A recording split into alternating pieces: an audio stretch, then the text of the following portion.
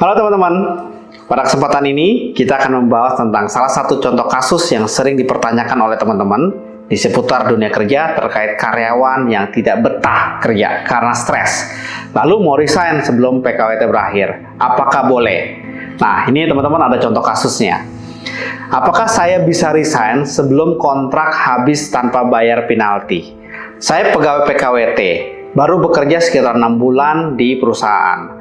Saya dikontrak untuk kerja selama 1 tahun. Apabila sebelum 1 tahun saya berhenti, saya harus membayar sebanyak 30 juta. Tentunya saya tidak sanggup. Awalnya saya senang bekerja, namun setiap bulan jam lembur saya tidak kurang dari 50 jam. Bahkan bulan ini hampir mencapai 90 jam lembur. Saya merasa sangat lelah dan keadaan ini membuat saya stres. Apa yang sebaiknya saya lakukan? Bisakah saya resign sebelum kontrak habis karena alasan kesehatan yang menurun? Sebagai informasi tambahan, bos saya adalah orang yang tidak mau menerima kritik. Yuk teman-teman, kita belajar bareng bersama saya Budi di Rewata Channel.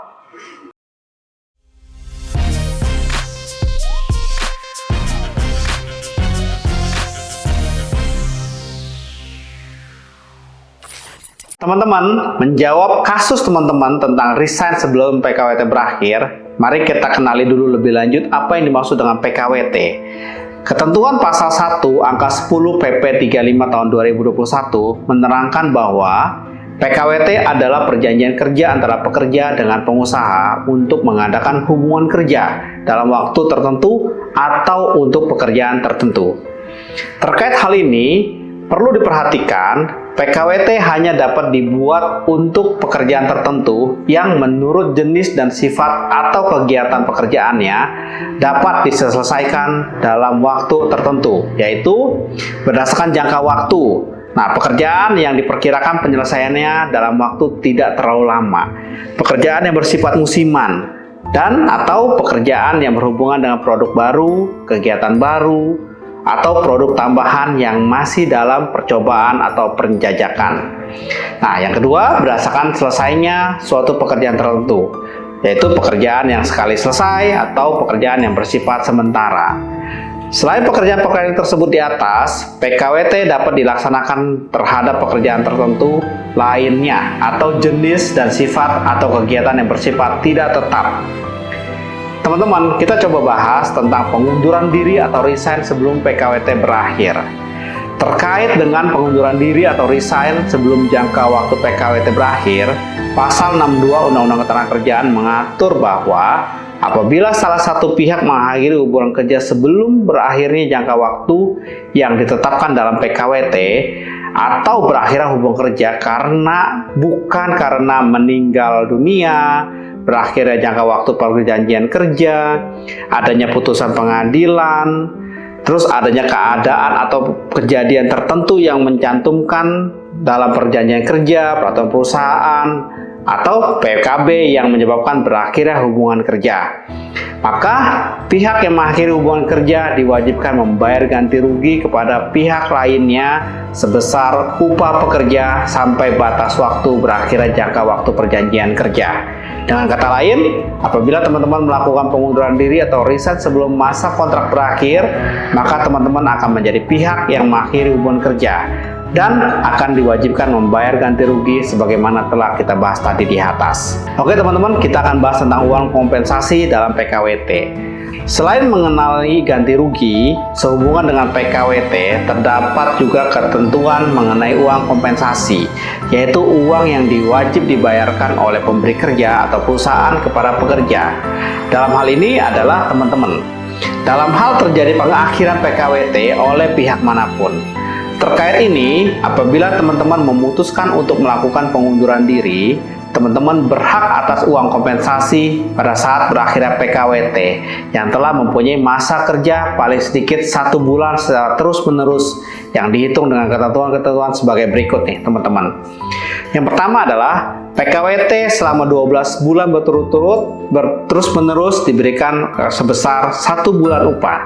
PKWT selama 1 bulan atau lebih tetapi kurang dari 12 bulan dihitung secara proporsional dengan perhitungan masa kerja 12 dibagi 12 dikali 1 bulan upah. Yang ketiga, PKWT selama lebih dari 12 bulan dihitung secara proporsional dengan perhitungan masa kerja dibagi 12 dikali 1 bulan upah. Nah, berdasarkan penjelasan teman-teman, mengingat bahwa teman-teman telah bekerja selama 6 bulan, maka uang kompensasi yang akan teman-teman terima adalah sebesar setengah dari upah 1 bulan. Selanjutnya, apabila teman-teman memilih untuk tidak mengakhiri hubungan kerja, maka teman-teman dapat membicarakan terkait lembur yang diminta oleh pemberi kerja atau perusahaan. Berdasarkan pasal 26 PP 35 tahun 2021, waktu kerja lembur hanya dapat dilakukan paling lama 4 jam dalam sehari dan 18 jam dalam seminggu. Tidak termasuk kerja lembur yang diperlakukan waktu istirahat mingguan atau hari libur resmi. Apabila ketentuan tersebut dilanggar, maka pemberi kerja dapat dikenakan sanksi pidana, denda paling sedikit 5 juta dan paling banyak 50 juta.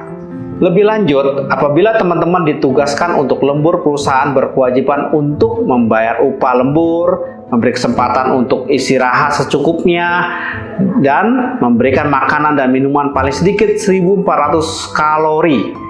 1.400 kilokalori apabila kerja lembur dilakukan selama 4 jam atau lebih. Sehubungan dengan kewajiban untuk memberikan upah lembur, apabila teman-teman memutuskan untuk melanjutkan PKWT, sudah sepantasnya perusahaan menaati batasan jam kerja lembur dan memberikan fasilitas-fasilitas sesuai dengan peraturan perundang-undangan, yaitu upah lembur, pemberian istirahat yang secukupnya, serta makanan dan minuman. Nah, perselisihan terkait lembur selanjutnya, apabila masih terdapat perselisihan terkait ketentuan lembur, seperti perusahaan tidak memberikan waktu yang cukup untuk istirahat kepada teman-teman, maka dapat dikatakan terjadi perselisihan hubungan industrial, yaitu perselisihan hak. Berdasarkan pasal 1 ayat 2 Undang-Undang Nomor 2 Tahun 2004, perselisihan hak adalah perselisihan yang timbul karena tidak terpenuhinya hak. Akibatnya, ada perbedaan pelaksanaan atau penafsiran terhadap ketentuan peraturan perundang-undangan, perjanjian kerja, peraturan perusahaan, atau perjanjian kerja bersama. Apabila ada perselisihan hubungan industrial, berdasarkan peraturan yang berlaku wajib diselesaikan terlebih dahulu melalui perundingan bipartit secara musyawarah untuk mencapai mufakat. Apabila dalam waktu 30 hari salah satu pihak menolak untuk berunding dan tidak tercapai kesepakatan, maka perundingan bipartit dianggap gagal dan salah satu pihak dapat mencatatkan perselisihannya kepada instansi yang bertanggung jawab di bidang ketenagakerjaan setempat dengan melampirkan bukti dilaksanakannya perundingan bipartit dan kemudian dilanjutkan dengan mediasi. Dalam hal upaya mediasi tidak berhasil, maka teman-teman dapat mengajukan gugatan kepada pemberi kerja atau perusahaan di Pengadilan Hubungan Industrial. Menegaskan paparan jawaban, kami sampaikan bahwa jika teman-teman tidak dapat membayar denda sebagaimana teman-teman tadi sebutkan, dan teman-teman memutuskan untuk tetap melanjutkan PKWT, kami menyarankan kepada Anda dan kepada teman-teman untuk melakukan komunikasi secara formal dengan pemberi kerja atau perusahaan terkait dengan hak-hak pekerja lembur yang seharusnya teman-teman dapatkan. Namun, apabila di kemudian hari terdapat perbedaan pendapat terkait kerja lembur ataupun hak-hak teman-teman yang tidak terpenuhi, maka teman-teman dapat mengupayakan penyelesaiannya melalui dan sesuai dengan prosedur yang telah tadi kami jelaskan sebelumnya. Oke teman-teman, sampai di sini dulu waktu kita untuk belajar bareng. Semoga hal ini bermanfaat untuk kita semua. Sampai jumpa lagi di sesi berikutnya bersama saya Budi di Rewata Channel. Terima kasih.